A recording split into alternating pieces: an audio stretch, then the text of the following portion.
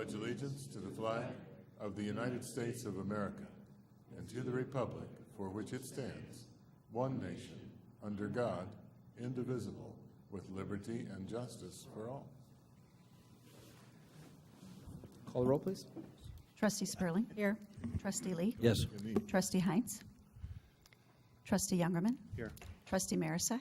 Here. And Trustee Bond. Here. All right, we have a quorum this evening. Public participation, public comment. Does the public want to speak? Shar? All right, hearing none, we'll go ahead and move on. I'll read the consent agenda, entertain a motion for approval. Minutes of the village board meeting of September 11th, executive session minutes of September 11th, accounts payable through September 21st, and the appointment by the village president of Liz Elliott, 2560 Deer Point Drive, to the beautification committee for a term through July 31st, 2018. And the last item, appointment by the village president of EdPath of 4212 Sandy Bluff Road in Plano to beautification for a term through July 31st, 2018. So moved. Second. Trustee Youngerman. Yay. Trustee Marisak. Yes. Trustee Bond. Yes. Trustee Spurling. Yes. And Trustee Lee. Yes. That carries 5-0. Thank you. Items for separate action. The first one this evening we have is a PSA with EEI for design engineering for sidewalk gap installation plan. Turn this over to Director Hoppenstead. Thank you, Mr. President. As part of the FY17 IRP program, which was constructed in 2016, the concept of connectivity became amplified. As a result, village staff, along with village board, began discussing an overall plan for sidewalk gap installation. This plan will help identify areas where existing sidewalk and shared use path could be connected to increase the overall efficiency and safety for those utilizing our transportation and recreational networks. The sidewalk gap installation plan will identify key gaps located in the village and will include public outreach to determine which gaps should be funded for completion. Engineering Enterprises Incorporated will produce cost estimates associated with these gaps, determine the funding amount, and produce a 5-year sidewalk gap installation plan to be approved by the village board. Execution of the designed engineering agreement with EEI will allow the work to commence on the plan in order to complete a final report by January of 2018. The construction of sidewalk and path necessary to fill these identified gaps would be prioritized and begin to be implemented in the summer of 2018. The proposed fee associated with the attached design agreement is $39,876. If you have any questions, I'm happy to entertain those at this time. Awesome, thank you. Questions? I'm glad to see the public involvement as part of this. That's always really important, especially in something like this where there might be a gap somewhere that really doesn't impact anybody. So we can see what's the hot button issues. So this is actually just for the planning, identifying the gaps and coming up with the estimates for what it would cost to fill in. The construction will be an additional. Will we be able to use funds, the infrastructure road funds for this? Yes.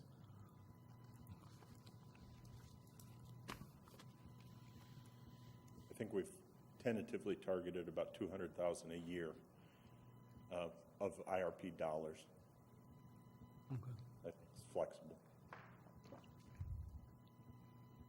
All right, so no questions, is there a motion?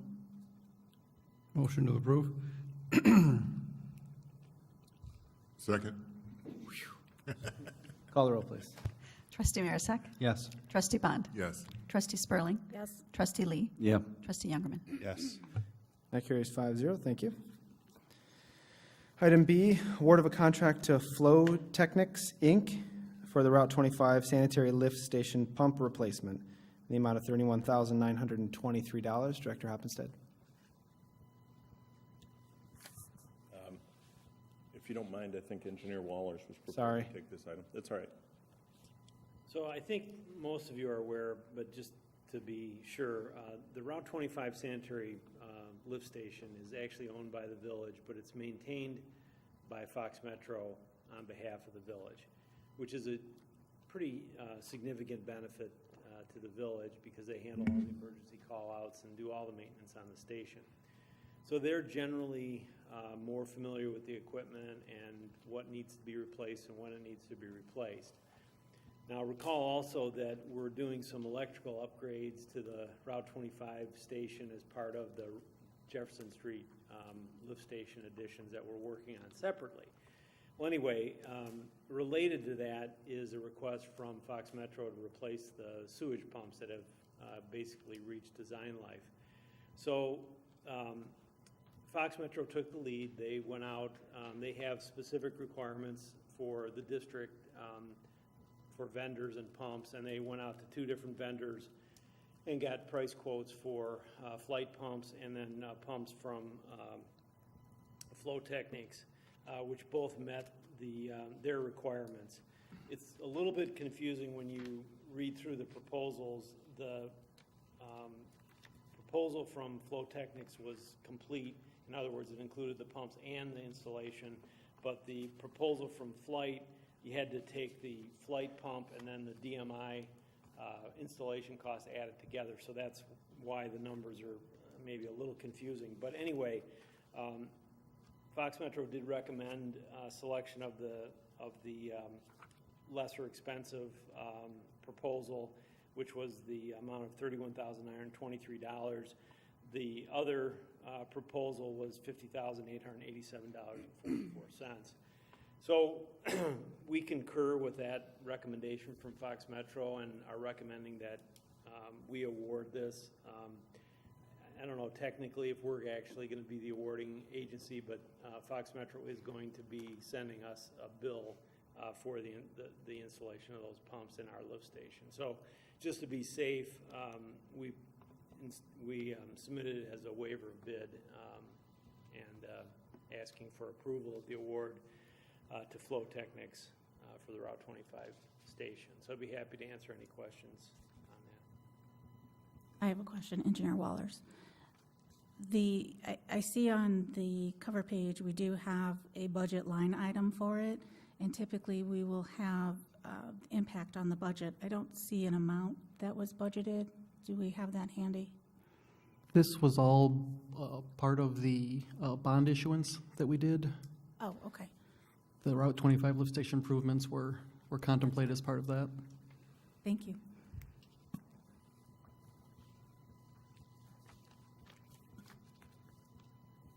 Any other questions? Is there a motion? So move. Second. Call the roll. Trustee Lee? Yes. Trustee Youngerman? Yay. Trustee Marisak? Yes. Trustee Bond? Yes. And Trustee Spurling? Yes.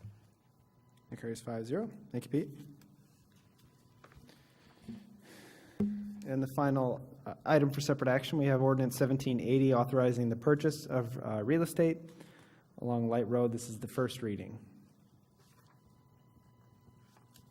Engineer Wallers, okay. The overview, and then I think Attorney Julian will take the rest. But so recall that we're working with the Illinois Commerce Commission and the I guess Burlington Northern Santa Fe Railroad to improve the railroad crossing at Light Road. And so the Light Road, the physical crossing was repaired, but in order to meet the standards, the approach angles of the roadway have to be lessened. So in other words, if you're coming up too steeply, you can bottom out on the crossing, so they want the approach angles to be limited to a certain percentage.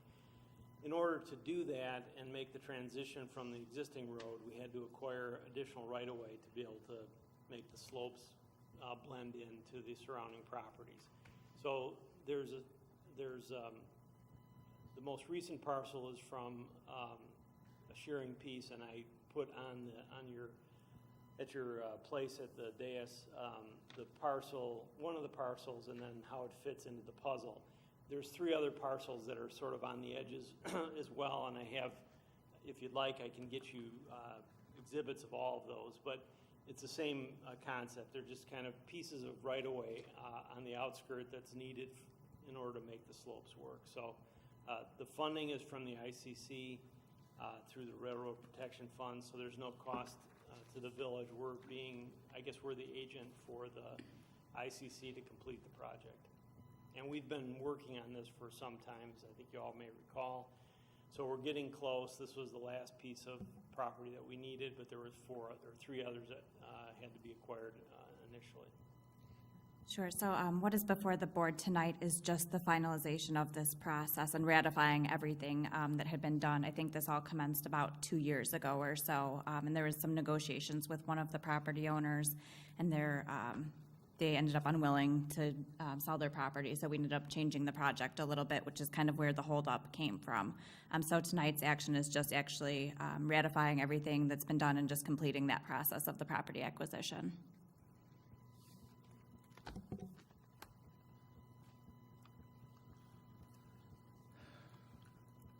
Like a motion? Sure. Motion for ordinance 1780? Second. That is first. Oh, yeah, this is first reading, so I don't want a motion. Sorry. Why, yeah. Sometimes you want them, sometimes you don't. I know, right? Sorry about that. Just like being at home. All right, so that's first reading. Can we add that to consent for a future meeting? Sounds good. All right, moving on, items for discussion, treasurer's report. Thank you, President Brawley. I will quickly go through a few highlights of the first quarterly report.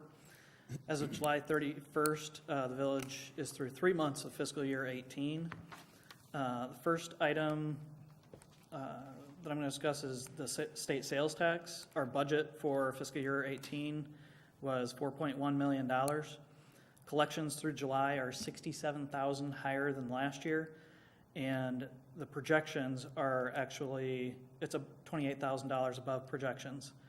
We're estimating at the end of the year that will be approximately $180,000 higher than budget. Now, that is based on 2 months, so it may change throughout the rest of the year, but that's what we're estimating right now. The next item is state income tax. So the budget for the state income tax is $1.8 million. And just as a reminder, the state of Illinois did sweep 10% of LGDF funds. Therefore, income taxes are expected to be approximately $180,000 under budget. Two smaller revenue items to note that we've talked about in the previous year as well. Professional services reimbursement is at 43.5%. Rather than the 25%, and then fines and forfeitures is at 14.5%. In the capital improvement fund, the 3 utility taxes together are approximately the same as budget. Some of them are a little bit higher or lower, but they even out approximately the same. In the infrastructure improvement fund, the budget for non-home rule sales tax for fiscal year 2018 is $2.9 million, almost $3 million. The collections through July are $51,000 higher than last year and $7,000 above projections. So we anticipate that to be right around budget at the end of the year. And then the last item I wanted to talk about was the quarterly cash and investment report. There's one item, this goes through and shows subtotal of village cash and investments, and then subtotal of cash that we hold for others. The one item I did want to point out is the investment securities that the village has, the $6 million. We have now gone over 2% for the average interest rate on that $6 million, which we have not previously done so. At this time, if there's any questions, I will answer those.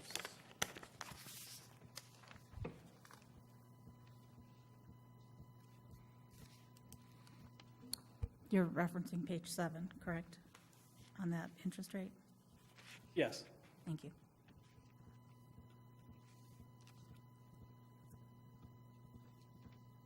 Awesome. Thank you. I'd just like to thank Finance Director Van Born for diversifying our portfolio into this to help get us to there, because based on our previous, we were less than 1%, I believe. So, thank Thank you for the time and effort that it takes to maintain that. You're welcome. Thank you. Have any of these banks ever failed? Like you got State Bank of Puerto Rico, and you got a couple of Indian banks. I mean, with the, So all of these banks are in the U.S., even though it says Puerto Rico. I guess Puerto Rico is not actually a state, but some of the other items that talk about Bank of India, they're actually based in either New York or there's a lot based in Utah. So we go through and we look at, to make sure, like about 10 or 12 lines down, there's 2 items that say Capital One Bank of Glen Allen, Virginia. So every time I do an investment, I make sure that we don't have over $250,000 in that particular bank. That is the FDIC insurance coverage. And so I track that every month when we do the investments. So we are guaranteed by the FDIC insurance. Specifically to your question, we have not had one of the banks that we've been invested in fail at any time, so. I like the diversity where some of these are Illinois high schools. Yes. I have a question. If you mentioned the $250,000 cap, I see a couple on here that are showing a value of more than $250,000. One that- Those, thank you for pointing that out. Those 2 particular items, the Carol and Joe Davies County, Illinois Community School District 314, it is a bond, similar to what we would issue to pay for the water main improvements. The school would issue bonds similar to us, and so those 2 items on there are actually bonds rather than CDs, which most of these are CDs, so. Okay, and then does Utah have special state laws? I see a lot of banks in Utah. I don't know if they have special state laws, but Sure, a lot of a very large majority of them are in Utah, so, They certainly have a lot of banks. yes, they do.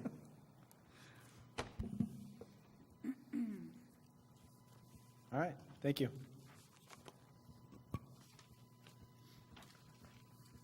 Anything new or unfinished to come before the board? I have one quick follow-up item, if I may. Go ahead. At the last meeting, the board approved releasing or distributing the funds for TIF 2. I just wanted to let it be known publicly. Administrator Zoffel did contact me the next day, and I waived the 30 days, so it should be moving forward. That's it. Based upon your comment there, just an update, I did release those funds to Kane County. I received a letter in the mail today stating that those funds will be released to the other governmental bodies on October 4th when they release the other, they intend on releasing the other property taxes. So that should be done by October 4th. Awesome. No one said that they didn't want it and are going to send it back, did they, so far? Not so far. Just checking. Awesome. I've got a couple items. In the second meeting of October, I know that there are going to be some residents here. They're concerned about some speeding issues on Concord. I know some of the topics that they're going to bring up are speed, crosswalks, possibility of speed tables or speed bumps, and then also looking at the village speed limit and possibly lowering that. So in preparation for that meeting, can we find out what the surrounding communities, what their non-posted speed limit is? And then if they've, do they have a typical crosswalk section, and what is their policy in instituting that? And then if any of the surrounding communities have used speed bumps or speed tables, and how effective are they? And then another item, Do we have, I know that we've discussed the widening of Montgomery Road. Do we have any idea, we had gone through some meetings where we talked about the roundabouts and different cross-sections. Where are we on that? Is that still a pipe dream at this point? Or is that going forward? And I'm assuming at some point we're going to take that over afterward? So recall that right now it's under county jurisdiction, and the county is working on a phase one document which is kind of a preliminary design for the improvements, and it's basically from Briarcliff to Hill Avenue is the targeted area. Once that's complete, then I think that'll give some preliminary estimates of cost, and at that point, I think there'll be discussion as to whether or not the village wants to entertain a jurisdictional transfer of the roadway or not. And that would entail, obviously, the village taking over this jurisdiction, but also taking all the maintenance responsibility as well. So I think we should wait for the phase one to be complete and then have a further discussion as to what the board would like to do relative to the jurisdictional transfer. We're not obligated, but I don't, and I think in the past when there's been jurisdictional transfers, there's typically some improvements that are made to the road before the local authority would take over that jurisdictional transfer. Okay. Then my last item, an update on the widening of Route 30, please. So similar situation, the phase one is being completed. It's not final yet, but I understand that it's close. They're waiting on some comments from different departments within, or different sections within the Department of Transportation. We have received a letter from them that we'll be bringing up to the board in October, kind of illustrating items that we've already talked about, you may recall, relative to lighting, things like that, but it's kind of a compilation of all those, so we'll just kind of go through those again. The state would like our opinion or the village's opinion on whether or not that's what the instructions they want to issue to the next level, which would be the phase two design. So in other words, you might recall, for example, the street lighting is a local cost. So if we want it, then we would say, yes, we want to do it. Our obligation wouldn't be triggered until we get into phase two and phase three, but it at least gives the next design firm a heads up as to what they should be looking at in that phase two design time. So I would say probably the second meeting in October, we would bring forward that list of items that we need the village board to opine on. And I think you've seen most of them, but it would just be kind of a compilation of those. Do you foresee phase two starting in the next 3 or 4 years? That's totally up to the state to budget. So I can't really say. Right now, it's not on their 5-year plan, but they reissue that every year, as you know. So. And one thing that we've asked them in the county is a lot of different questions on this intersection, because there's a few $1 million, 30 in Orchard? yeah, temporary improvements that could be made. And so they rated that through, I forget the name of the two programs, but it doesn't rate very well. Yeah, there were some opportunities for grant funds through the Congestion Air Mitigation Fund, and it didn't score well enough to get funding. The idea is if you can reduce the amount of time that a person has to idle while they're waiting to get through an intersection, if you can save enough pollutants, then you would qualify for the air quality mitigation funds. We didn't meet that requirement, or we didn't score high enough to get a grant.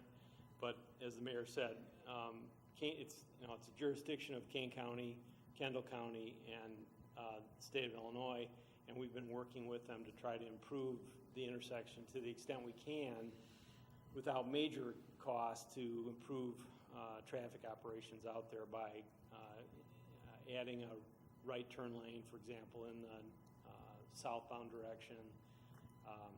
But the final fix is a pretty expensive intersection blowout where they have to replace the bridge in order to get enough lanes. So if we twist the right arms with the state, maybe someday. Yeah, I think it's important to keep the pressure up for sure. Yeah. I know the mayor's been very active with everybody downstate and with KDOT or IDOT and KDOT and Kendall, Department of Transportation as well. So I think, but yeah, definitely want to keep, squeaky wheel theory. Yep. Keep twisting arms, anybody you talk to. Thank you. Anything else? I have two items. One is kind of anecdotal, but I thought it was worth sharing. I've had 3 very positive comments back from residents about our new garbage disposal service, both in terms of the friendliness and courtesy of the personnel and the efficiency of their work. So I thought that was worth sharing. Secondly, the beautification committee and the village have embarked on yet another awards program, a Halloween decoration awards program. We tested that idea with some residents and found a nice reaction to it, and it's a family activity that is worth recognizing. So on October 25th, I believe it is, a panel of judges will be examining and judging Halloween decorations that have been entered online, just like with our other contests. And the deadline, I think, for the entries is October 22nd. End of business on the 22nd. So if you're planning to decorate and want to have some fun with us, please submit your property or someone else's property, and we'll be happy to publish a list of houses that goblin seekers should visit. It's pretty cool. Just one correction, the 22nd is a Sunday, so we will take those nominations through the weekend, allowing us Monday and Tuesday to formulate the routes and the list for judges. I think this is great. So hats off to beautification, and I think it's, I've seen some positive feedback and talked to several residents, and I have some friends that are the Halloween freak people, and they're very excited about it. So I think it's great to dovetail into this. Good. I think the spiders have put enough cobwebs on my house that I may be in the running this year. Go So to not even have to decorate. natural beauty. Awesome, thank you. All right. With that, you can see future meetings. Plan Commission meeting October 5th, and our next village board meeting will be in this room on Monday, October 9th. Entertain a motion to adjourn. So moved. Second? Trustee Youngerman. Yay. Trustee Marisak. Yes. Trustee Bond. Yes. Trustee Spurling. Yes. And Trustee Lee. Yes. And we're adjourned. Thank you.